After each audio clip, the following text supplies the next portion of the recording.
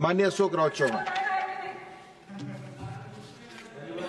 अध्यक्ष महोदय, मंत्री जी ने इस प्रश्न में विस्तृत से अपना जवाब दिया है।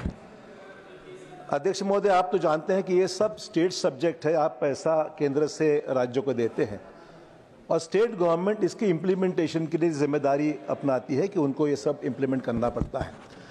अध्यक्ष महोदय, पैसे की कोई कमी नहीं है। आज जो प्रश्न का फोकस है, मैं समझता हूं कि केंद्र सरकार की ओर से जो पैसा राज्यों को दिया जाता है अलग अलग स्कीम्स के तहत, पैसों की कोई दिक्कत नहीं है। इम्प्लीमेंटेशन का जो इशू है उस पर दिक्कतें आ रही हैं। जैसे कि हम महसूस कर कई स्टेट्स में हमारे रूरल हॉस्पिटल्स की बिल्डिंग्स तैयार होकर 2-2, 3-3 साल हो गए, अभी भी वो अस्पताल फंक्शनिंग नहीं है। प्राइमरी हेल्थ सेंटर्स बहुत से तैयार होकर 2 साल 3 साल हो गए, अभी भी फंक्शनल नहीं है। सब सेंटर्स में वही हाल है। हमारी जो सिटी स्कैन मशीन्स है, MRI मशीन्स है, वो भी मेंटेनेंस नहीं होने के कारण बंद पड़ी है। तो मेरी रिक्वेस्ट मंत्री जी से ये है, हम स्टेट गवर्नमेंट को पैसा देने के बाद में सही दिक्कत तो ये है कि डॉक्टर्स की जो रिक्रूटमेंट है वो रिक्रूटमेंट नहीं हुई है और उसके कारण ये रिक्रूटमेंट प्रोसेस MPSC या स्टेट पब्लिक सर्विस कमीशन के थ्रू होती है।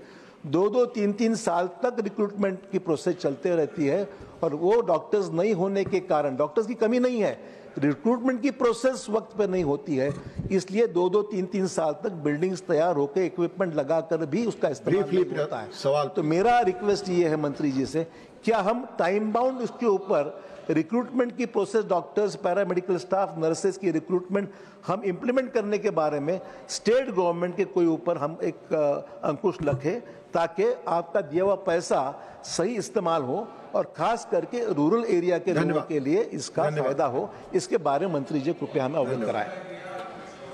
सबसे पहले तो मैं धन्यवाद दूंगा माननीय सदस्य को कि उन्होंने इस बात को माना कि पैसे की कोई कमी नहीं है।